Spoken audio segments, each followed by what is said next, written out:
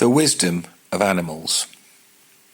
Have you ever been to a zoo and looked into the eyes of a gorilla, or watched the birds in the garden going about their daily business, and thought to yourself that they seem to have a kind of wisdom and knowledge that humans simply do not have?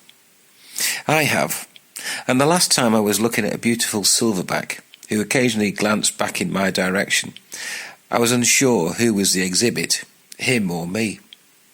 He had such intelligence in his dark brown eyes, and his knowing expression made me feel embarrassed that the wisdom I thought I had was completely undermined. So why is it that animals possess this undeniable ability to cut through the human condition of self-importance? Why is it that their honesty and ability to behave without shame is so refreshing and in many ways enchanting? Why is it that they have highly developed senses and instincts that we seem to lack, and a wisdom that shines through like a ray of sun in an otherwise cloudy sky? I believe that the answer is quite simple, really, although we have many names for it, but it all amounts to the same thing. Programming, conditioning, education, brainwashing, manipulating, civilizing, moulding, accustoming. Pick any one of those, because they all lead me to reach the same conclusion. It's the constant downloading of information to the brain that takes us further and further away from what we are at our core, and dilutes the human soul until it becomes so programmed that in some cases it completely abandons the instincts that make us part of the natural world. It starts from the moment we're born, when our parents wrap us up in warm clothes and take us home. We're told fairy stories and taught to believe in Santa Claus and the Tooth Fairy.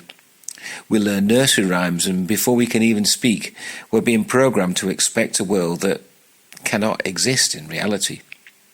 Then we're taken to school and introduced to figures of authority called teachers, who tell us what we're supposed to believe. We're drilled in routine and introduced to the human concept of time. We're told where we're supposed to be, when we can eat, when we can go to the toilet, and how to behave. We're exposed to the threat of punishment unless we comply, and yet we're still infants and have not long left the womb. As the years of education become more and more indoctrinated into us, we learn how to be self-aware and begin to abandon the boundless imagination that as children we had in abundance, and we concede to the notion of peer pressure. Teenagers are specifically targeted by manufacturers and are seen by many to be nothing more than consumers who can be manipulated by trends and influenced by popular figures who are portrayed as being cool and therefore worthy of emulating. Further education reinforces all the programming that has been downloaded into the brain before, and teachers are given names like professor and doctor, which confirms to the students that they must be of much greater importance.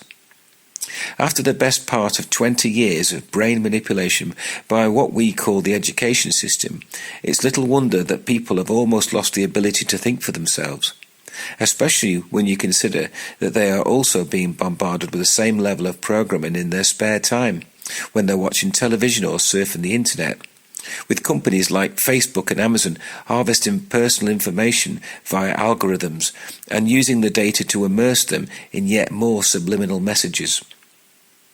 Governments create laws and restrictions under the guise that they are for our own protection, and introduce a way of limiting our vocabulary and reducing freedom of speech by presenting it to us as political correctness, when really it's nothing more than a gagging order for anybody who has the awareness and intelligence to express a view that deviates from the official narrative. Our brains are like computers, and individually they only have enough space to retain so much information. While many people in the world have the capacity to learn much and gain enormous wisdom, others find it easier to turn their attention to mind-numbingly pointless television programs and other trivial nonsense. Animals, on the other hand, by comparison, have virtually none of the aforementioned programming. They live in the present, and their only concept of time is what they're experiencing at that particular moment.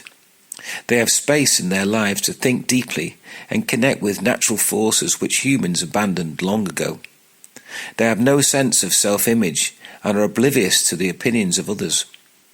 When birds and animals migrate thousands of miles and then return to the very same spot the following year, or multitudes of sea turtles arrive on the shores of some distant island to lay their eggs on the same night, when insects swarm in their millions and fish, birds and sea mammals pursue bait balls in feeding frenzies miles out to sea, we humans look on in wonderment and ask ourselves, how did they know? Many of these mysteries still baffle the minds of the people who call themselves experts and scientists. Perhaps this is because while they were busy reading through the literature of other experts, they forgot to look inward, to the most precious thing that we once possessed, and now, to our great detriment, we've lost. The ability to recognize that we are all part of a collective consciousness that takes many forms, and it's the true force of everything that is, has been, and always will be.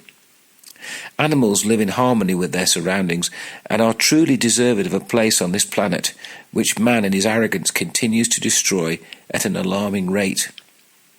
The wisdom of animals is written on the face of that beautiful silverback gorilla. And that, to me, is what makes them so enchanting.